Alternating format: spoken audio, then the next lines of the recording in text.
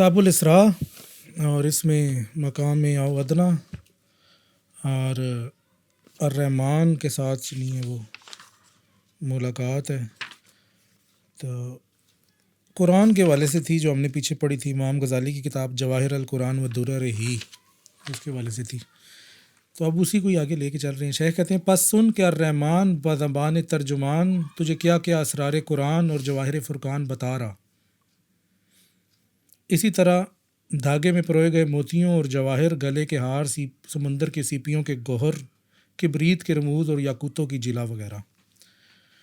اب یہ ظاہری طور پہ تو دیکھا جائے تو یہ اسرار قرآن سے مراد یہی لگتا ہے کہ شاید یہ قرآن مجید کے حوالے سے بات ہو رہی ہے، اور فرقان سے مراد یہی لگتا ہے کہ جیسا قرآن مجید کا ایک نام فرقان بھی ہے، فرق کرنے والا، تو شاید یہ وہی بات ہو رہی ہے. لیکن یہ جو آگے بات کی گئی ہے نا، دھاگے میں پروئے گئے موتی اور گلے کے ہار، سمندر سیپیوں کے گوہر، اب یہ عربی میں تو اس کی ساری اصطلاحات جو ہیں وہ لکھی ہوئی ہیں. ادھر اردو میں نہیں لکھی، تو ہم عربی حاشیے کو دیکھتے ہیں تو اس سے ہمیں کچھ نہ کچھ پتہ چلے گا. یہ 90 نمبر پہ ہے،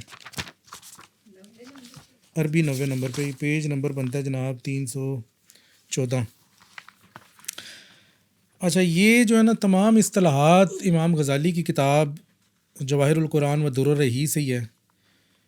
تو اس میں جو ہے انہوں نے وہ بات کی ہے. ہاں جی، ترجمہ نہیں ہے، ڈائریکٹر بھی ہے. اچھا، یہ جو ہے نا امام غزالی نے اس کتاب کے مقدمے میں ان حوالے سے بات کی ہوئی ہے. یہ صرف اس مقدمے میں ان کے اپنے الفاظ ہی ہیں. تو کہتے ہیں کہ جی جواہر القرآن فی السلک واحد و درر فی السلک آخر، کہتے ہیں کہ ہم جواہر القرآن کو ایک دھاگے میں پروئیں گے اور اس کے موتیوں کو جو نہیں ہے دوسرے دھاگے میں پروئیں گے. ٹھیک ہے.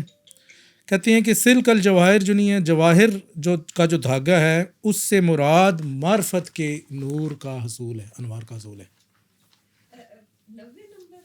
89 ہے شاید. اور درر سے جو مراد ہے وہ مراد ہے کہ عمل والے طریق پر استقامت سے قیام پذیر ہونا. یہ امام غزالی کی تمام اصطلاحات ہیں، وہی خود بتا رہے ہیں. کہتے ہیں کہ پہلی چیز جو ہے وہ علمی ہے، معرفت کا حصول، اور دوسری چیز جو ہے وہ عملی ہے، یعنی کہ اس کے اوپر عمل. اور ایمان جو ہے وہ علم و عمل دونوں پر متقاضی ہے. تو یہ انہوں نے جواہر اور درر کی جو ہے ایک ڈیفینیشن ہمیں بتائی ہے. اب اس کے بعد آگے کہتے ہیں 90 نمبر حاشیے میں، کہتے ہیں کہ ہم نے جن حقائق کی طرف اشارہ کیا ان کے لیے اسرار، جواہر اور سیپیوں کا بتایا. تو سیپی جو ہے یا صدف جس کو کہتے ہیں، وہ پہلی وہ چیز ہے کہ جو ظاہر ہوئی، اور بعض واصلین اسی صدف، اسی سیپی پر رک جاتے ہیں، اور بعض اس سیپی کو کھول کے اس کے اندر کا جو موتی ہے، گور، وہ نکال لیتے ہیں. کہتے ہیں کہ قرآن کے بھی اسی طرح ہی سیپیاں ہیں اور ان کے موتی ہیں جو آپ نے نکالنے ہیں. اور اس کا جو وہ شیل ہے، شیل کہہ لیں یا جو بھی ہے، وہ کیا شیل ہی ہوتا ہے نا، وہ جو نہیں ہے عربی زبان کی، وہ عربی لغت ہے. تو اس میں سے کہتے ہیں کہ 5 علوم نکلتے ہیں. یہ امام غزالی کی تمام اصطلاحات ہیں. اس میں سے کہتے ہیں 5 علوم اس میں سے نکلتے ہیں. کون سی جی؟ ایک ہے علم الکشف والصدف والکسوہ.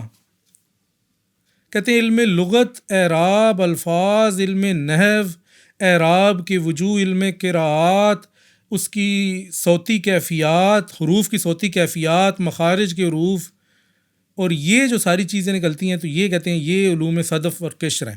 یعنی کہ سیپی اور اس کے موتی کے اندر کے جتنے علوم ہیں نا قرآن کے حوالے سے، وہ انہوں نے اس کو اس طرح سے ڈیفائن کیا. اب وہ اسی طرح درر کے بارے میں آگے کیا کہتے ہیں، 91 نمبر حاشیہ ہے. کہتے ہیں ہو سکتا ہے کہ تو ان رموز اور اشارات کو جو ان جواہر میں ہیں، جن کا ذکر ہم نے قرآن کے حوالے سے کیا، ان کو پانے کی طلب رکھتا ہو.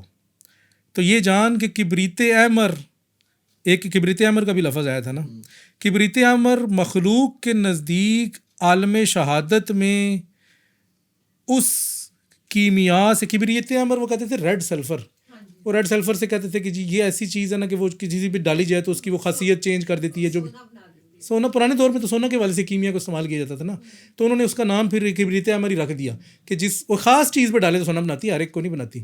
تو انہوں نے کہا کہ کبریت امر وہ ہے کہ اس کی خاصیت کو چینج کر دیتی ہے، اس کو سونا بنا دیتی ہے، تو یہ تو اس کا ظاہر میں ہو گیا. تو پھر کہتے ہیں کہ جی اچھا انہوں نے کہا کہ حتیٰ ینقلب بالحجر و یاقوتا والنحاس ذهبا، کہ اس سے نحاس کس کو کہتے ہیں، شاید تانبے کو کہتے ہیں یا پتہ نہیں کس کو کہتے ہیں، نحاس تانبا جو نہیں ہے وہ سونا بن جاتا ہے، اور پتھر جو نہیں ہے وہ یاقوت بن جاتا ہے. یہ پرانے دور میں مسلمانوں کی جو ایک پرانی سائنسز جو کیمیا کے حوالے سے تھی اس میں ہے. تو یہ کہہ رہے ہیں کہ اگر ظاہری طور پر کوئی ایسی چیز ہو سکتی ہے کہ آپ کی ایک خسیس حالت کو چینج کر کے بڑی اچھی حالت میں کنورٹ کر سکے، تو اگر ہم اللہ تعالیٰ کے قرب اور اس راستے میں لے کے چلیں تو باطنی طور پر بھی آپ اس کو اسی طرح اس پہ قیاس کریں، اور یہ سمجھیں کہ اگر آپ میں کوئی کمی کوتاہی ہے تو آپ اس کو استعمال کریں گے تو وہ چیز آپ کے اندر جو نہیں ہے وہ خالص ہونا آپ کو بنا دے گی یا جو بھی بنا دے گی. تو کہتے ہیں اس وجہ سے ہم نے اس کا نام جو نہیں ہے پھر کبریت امر رکھا ہے، اور اس کو لیکن ہم نے باطن پہ قیاس کیا ہے، یہ ظاہر کے حوالے سے نہیں ہے. تو یہ امام غزالی کمی کوتاہیاں ختم ہو جائیں گی نا. دیکھیں باقی دھاتوں میں اور سونے میں کیا فرق ہے، لوہا زنگ لگ جاتا ہے نا، سونے کو تو زنگ نہیں لگتا. ہر کسی میں کوئی نہ کوئی کمی ہے، معدن جس کو کہتے ہیں معدنیات، تو یہ سونا جو نہیں ہے اس کی سب سے بیسٹ فارم ہے. اسی وجہ سے ہمیشہ سے سونے میں انویسٹ کیا جاتا ہے، کیونکہ یہ کبھی چینج نہیں ہوگا. اس کو پانی میں رکھے کہیں بھی رکھے، اس نے اپنی حالت کو کوئی چیز اس پہ اثر انداز نہیں ہو رہی. تو انسان کے اندر ایسی ہے نا کہ نفس کی ایسی چیزیں ہوتی ہیں، کوئی چیز اس پہ اثر انداز ہو جاتی ہے تو اس میں نقص رہ جاتا ہے، کمی رہ جاتی ہے نا. تو اگر وہ سونا بن جائے گا تو اس پہ باہر والی کوئی چیز اثر انداز نہیں ہوگی.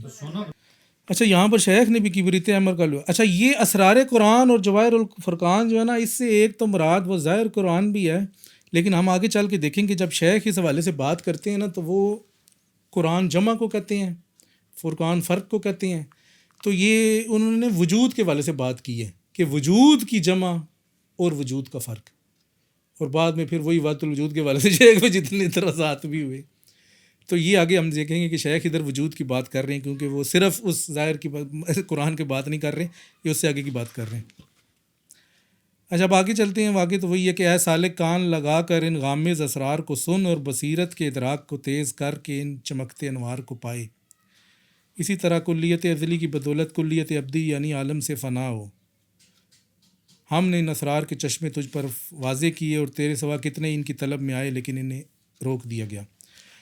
تو اب یہ تو وہی ہے کہ حق انہیں بتا رہا ہے کہ جی اب یہ جو چیز میں تجھے بتا رہا ہوں، جو کہ امام غزالی نے تو قرآن کی حیثیت میں لکھی ہے، لیکن شیخ اس کو وجود کی حیثیت میں بھی، پوری کائنات وجود میں آ جاتی ہے نا وہ جمع کی حیثیت میں، تو اس پہ بات کریں گے. تو کہتے ہیں کہ اب اس پہ فوکس کر، اس کو دیکھ، ان کو سمجھ، اور تیرے سوا بھی کتنے لوگ آئے تھے لیکن ان کو یہ چیز نہیں عطا ہوئی، تو تجھے جو دی جا رہی ہے اس کو سمجھ. ہم نے تیرے لیے یہ راہ سمٹائی ہے اور تجھے بغیر مشقت کے یہ سب کچھ واب کیا ہے، کہ اس میں تیرا کوئی اپنا کمال نہیں ہے، بس ہم تجھے دے رہے ہیں، اس کو سمجھ دیکھ.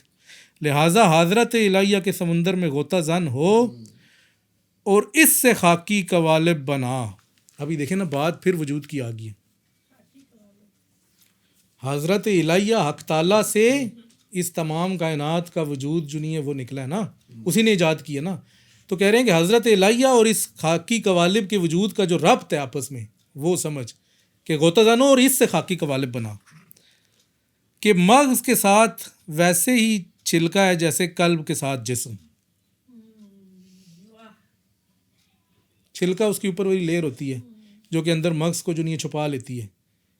جو اندر ہوتا ہے نا وہ گوہر، وہ ہمیں نظر نہیں آتا، ہمیں صرف چھلکا نظر آ رہا ہوتا ہے نا. تو یہ جو ظاہری وجود ہے نا، یہ اصلی باطنی وجود، اصل وجود کو چھپائے ہوئے ہے نا.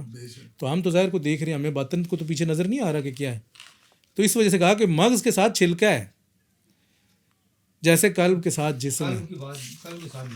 اب قلب جو ہے نا وہ چھپا ہوا ہے، نظر تو جسم ہی آ رہا ہے نا، قلب تو نظر نہیں آ رہا. تو قلب کو جسم نے چھپایا ہے اور مغز کو چھلکے نے چھپایا. اسی طرح محل اسرار و غیوب اور باد صبا و جنوب میں بہت فرق ہے. محل اسرار و غیوب تو قلب ہے نا، قلب پہ ہی اسرار اور غیوب کھلیں گے نا، جسم پہ تو نہیں کھلیں گے. جسم کو تو ہوا ہی محسوس ہوگی، ادھر سے چل رہی ہے، ادھر سے چل رہی ہے، کوئی ڈنڈا لگ گیا تو تکلیف. جسم کو تو یہی محسوس ہونا ہے نا، اس کو کیا پتا کہ اسرار پیچھے کے ہیں. اس کو تو اس کو ادراک کرنے والی یا اس کو کرنے والی ذات جو ہے وہ قلب کی ہے نا. اگر تجھے ان اسرار کے معنی میں اختیار دیا جائے تو تیری کیا خواہش ہے، اسے توالت دی جائے یا پھر اختصار سے کام لیا جائے. تو کہتے ہیں اگر میں تجھے یہ چیزیں بتاؤں تو پھر ڈیٹیل بتاؤں یا پھر بس مختصراً ہی کام چل جائے گا. یہ او ادنا کی حضرت ہے، اور اس میں یا تو کوئی دقیق راز ہے یا پھر لطیف معنی۔ اسی حضرت سے مناجات ابو حامد کی گوہر پاشی ہوئی۔ تو یہ کہتے ہیں کہ یہ جو مقام ہے اس میں یعنی حضرت امام غزالی بھی اس مقام پہ ہے، جی جی او ادنا پہ، او ادنا پہ، اور جو کچھ ان کو ملا وہ او ادنا سے وہ وہیں سے ملا۔ واہ، وہ راز جو انہوں نے اس کتاب میں لکھے نا قرآن وہ کے، اس مقام پہ آ کے ہاں جی وہ ادھر سے ہی ملے۔ شیخ کہتے ہیں جی آگے، میں نے کہا اگر طالب اشارہ پائے تو پھر اسے اختصار میں ہی بتایا جائے، کہ اگر اس قابل ہے کہ بات سمجھ لے گا تو پھر تفصیل کی ضرورت نہیں ہے۔ اگر وہ اہل تحصیل میں سے ہوا تو تفصیل خود سمجھ جائے گا اگر اس قابل ہوا۔ لہٰذا مختصر الفاظ میں مجھ سے کثیر معنی کا پوچھ اور اسے میرے لیے خالص سونا بنا۔ تو شیخ نے کہا کہ جی تفصیل کی بجائے ہم اختصار سے کام لیتے ہیں، سونا مانگے اور یہ جو زیادہ تر سائنس ہے نا یہ چھلکوں پہ ہی چلتی رہتی ہے، اسی وجہ سے بڑی تفصیل ہے اس میں، اتنی تفصیل ہے بندہ پریشان ہی ہو جاتا ہے کہ ہے کیا، اصل چیز تک تو پتہ نہیں پہنچتے ہیں نہیں پہنچتے۔ چھلکوں میں البتہ بہت آپ کو سفر کرواتے ہیں، اس کا نام ہونا چاہیے چھلکے کا سفر۔ ایسے سالک کہتا ہے اس نے مجھے کہا ہاں ہم اسے خالص ہی بنائیں گے، تیرے لیے اختصار سے کام لے کر تجھے اپنا مقصد بتائیں گے۔ اب ہم تیرے لیے ایک ترجمان مقرر کرتے ہیں جو تجھے کتاب کے اسرار کا بتائے گا، تجھے چھلکے سے لے کر مغز تک پہنچائے گا، یعنی کہ اصل بات جو تیرے سے چھپی ہوئی ہے وہ جو ہمارا ترجمان ہے وہ تجھے وہ اصل بات بتائے گا، یعنی سمجھا دے گا۔ کسی بشر کے لیے روا نہیں کہ اللہ اس سے کلام کرے مگر ہاں وہی سے یا پھر حجاب کے پیچھے سے۔ یہ وہ شیخ نے جو ترجمان والی بات کی ہے نا، تو پھر نیچے یہ آیت لے آئے ہیں۔ ہاں ہم نے اسے یہ کہا ہے کہ تجھ سے اس بارے میں پوچھے، جیسے کھیتی اور اس کی کٹائی، جیسے راستہ اور اس کی مشقت۔ اب یہ پہلے شیخ سے جو ہے نا اس حوالے سے سوال کرے کہ آپ کو ان چیزوں کا پتہ ہے کہ نہیں، اس کے بعد پھر آگے کہانی چلے گی۔ اب یہ جو کھیتی اور اس کی کٹائی ہے نا، یہ جو ایک منٹ ٹھہرے دیکھتے ہیں کیا چیز ہے۔ اچھا یہ کانسیپٹس ہیں۔ سب سے پہلا تھا کھیتی اور کٹائی، یعنی کہ آپ کو پتہ ہے کہ کس طرح جو چیز بوئی جاتی ہے وہی کاٹی جاتی ہے۔ دوسرا ہے سبل و جہاد، ایک راستہ ہے اور ایک اس کے اوپر چلنا ہے، محنت کرنا ہے۔ صحیح بات ہے، آپ کو پتہ چل گیا یہ راستہ ہے اور اس پہ چلنا ہے، اگر آپ راستے کا پتہ چلیں گے نہیں تو آپ نتیجے تک تو نہیں پہنچ سکتے نا۔ دونوں میں نتیجہ ہی ہے نا، بوئیں گے نہیں تو کاٹیں گے نہیں، ہاں، اور چلیں گے نہیں تو پہنچیں گے نہیں۔ تحلن و تجلن، راستہ نہیں ہوں گے، تحلی نہیں ہوگی تو تجلی نہیں ہوگی، تجلی تک کیسے پہنچیں گے اس چیز تک؟ سارے جتنے بھی آگے لکھے ہوئے نا مطلب سب کا ایک ہی بنتا ہے، لیکن ڈفرینٹ پرائے میں بتایا گیا کہ یہ ساری چیزیں اس کے اندر ہیں۔ بدایتن و غایتن، ابتدا نہیں ہوگی تو انتہا تک کیسے پہنچیں گے؟ ارتقائن و لقائن، جب آپ اوپر کو جائیں گی نہیں تو ملاقات کیسے ہوگی؟ غرسن و جناح، جب آپ کوئی چیز بوئیں گی نہیں تو اس کو کاٹیں گے کیسے؟ حرفن و معنی، جب آپ کو کسی حرف کا ہی نہیں پتہ تو اس کے معنی تک کیسے پہنچیں گے؟ وہ معنی تو اس حرف سے ہی نکلا نا، اس کے اندر ہی ہے نا۔ تجارتن و ربحن، جب تجارت نہیں کریں گے تو فائدہ کیسے اٹھائیں گے؟ پہلے تو یہ بتائیں۔ صلاحن و نجاح، نجاح ہونا چاہیے نا، نجاح لکھا ہوا ہے۔ مجھے کوئی پینسل دینا ایک بندہ، اس کو میں ذرا ٹھیک کروں، نجاح زیادہ بہتر بنتا ہے صلاح کے ساتھ، کہ آپ صلاح کا مطلب ہوتا ہے اصلاح، اپنی اصلاح نہیں کریں گی تو پھر آپ کامیاب کیسے ہوں گے؟ صلاح و نجاح۔ اچھا، کر ان و فتح، کھٹکھٹائیں گے نہیں تو دروازہ کیسے کھلے گا؟ سلوک ان و وصول، چلیں گے ہی نہیں تو پہنچیں گے کیسے؟ جمل ان و فصول، کہ اگر اجمالی طور پہ ہی آپ کو نہیں پتہ ہوگا تو تفصیل کدھر سے پتہ ہوگی؟ پھر تو ہم پوچھیں ہاں جی تو ہم پتہ ہے، وقت الجود نہ پتہ ہے، ہاں جی نہیں، تو پھر تو ہم نہیں پتہ، کچھ تو پتہ ہو نا اجمالی طور پہ، آپ بتا تو سکے نا۔ عرض ان و سماوات، ان پستی کا اگر پتہ ہے تو پھر بلندی کے بارے میں آپ کو ادراک ہوگا۔ الفاظ ان و اشارات، ان الفاظ یعنی کہ جو بول کر ادا کیا گیا، اشارہ جو بغیر بولے ہی سمجھا گیا، اشارہ تو دور سے ہوتا ہے نا، اور لفظ جو نہیں ہے وہ لفظ پہلا چیز ہے کہ اگر آپ نے لفظ کو بول کے سن کے اس کو سمجھا، دوسرا لیول ہے اشارے والا کہ آپ کو خالی بولا بھی نہیں کہ اشارہ کیا کہ آپ سمجھ کے بات۔ الا امثال حاضل اشارات، کہتے ہیں کہ اگر یہ چیزیں پہلے مجھے بتا تو سمجھ آئے ان کی، تو کہتے ہیں وہاں آگے پھر کیا کہتے ہیں جی، میں تجھ سے ان کے رسمی رموز کا پوچھوں گا یہاں تک کہ دھاگا پرویا جائے اور بادشاہت مربوط ہو۔ تو بادشاہت مربوط ہونا یہ کیونکہ وجود کی بات ہو رہی ہے نا، تو یہ پوری وجود کی جو بادشاہت ہے، کائنات ہے، یہ ہر ایک وجود جو دوسرے سے مل جائے، یعنی کہ حق سے مخلوق کا وجود کس طرح ہوا، یہ ساری کہانی جو بھی ٹوٹل ہے یہ جڑ جائے نا، مربوط کا مطلب ہے جڑ جانا، ربط ہو جانا آپس میں. تو یہ ہے کہ دھاگا پرویا جائے اور بادشاہت یعنی کہ پوری کائنات کا جو بھی تجھے بتایا جا رہا ہے وہ تو سمجھ لے اور اس میں ایک ساتھ ایک چیز ہو جائے. ہم آہنگی پتہ نہیں کہتے ہیں اس کو، کیا کہتے ہیں، ہم آہنگ ہو جائے نا ہر چیز، ساری چیز سمجھ آ جائے پوری. رب سمجھے. سالک کہتا ہے میں نے کہا اے مولا اس بندے کی نظر تجھ سے ہی تیز ہے، وَالْقَسَّمَ وَهُوَ شہید، اس نے کان لگائے اور یہ گواہ ہے. اگر تو نے حکمت اور فیصلہ کن خطاب سے اس کی امداد کی تو یہ درست جواب کی توفیق پائے گا. بے شک. اسی سے ادھر پھر نگاہ نہیں دیکھیں نا کیسا سے ہو گیا تو پھر یہ لفظ. یہ پیچھے جو سٹوری ہے نا آخر آن دس ہے تیری نالی نظر تیز ہے، تو نہیں کرے گا تو پھر کچھ نہیں ہو سکتا. اگر تو میری مدد نہ کرے تو پھر تو میں کچھ نہیں دس میں سکتا. کچھ بھی نہیں کر سکتا، نہ بتا سکتا ہوں، نہ اشارہ سمجھ سکتا ہوں، کچھ بھی نہیں کر سکتا اگر تو نہ ہوتا ہے. ہاں جی، کس کا حدیث لوہا کاٹتا ہے نا تو نظر حدید کا جب کہا جاتا ہے نا، قرآن مجید کی آیت ہے نا، فبصر کل یوم حدید، کہ آج تیری نظر بڑی تیز ہے. جیسا لوہا جو نہیں ہے اتنا تیز پرانے دور میں ہر چیز کو کاٹ دیتا تھا، تیری نظر کاٹ رہی ہے ان نجابات کو، کاٹ کے آگے تک تو دیکھ رہا ہے نا. پہلے تو دیوار کے آگے نہیں دیکھ سکتا تھا، آج کیوں دیکھ رہا ہے؟ دیوار کو کاٹ دیا آپ نے، ہم نے پہلے بھی اس پہ بات کی ہوئی ہے. اس نے مجھے کہا ہم نے اسی وقت تجھے والی بنایا جب تیری امداد کی، یعنی کہ جب تجھے والی بنایا تھا تو تب تیری امداد ہم نے کی تھی. والی سے مراد یہی ہے کہ حکمران جس کو والی کو کہتے ہیں نا. پھر اپنے ترجمان سے کہا کہ سب سے پہلا سوال وحی کے راز اور اس کے مغز کے حوالے سے ہو اور اسی سے بات کی ابتدا ہو. تو اب یہ فاتحہ کتاب کے حوالے سے جو نہیں ہے وہ آگے ہوگا، اس کو معلوم پڑھیں گے تو پھر انشاءاللہ دیکھیں گے.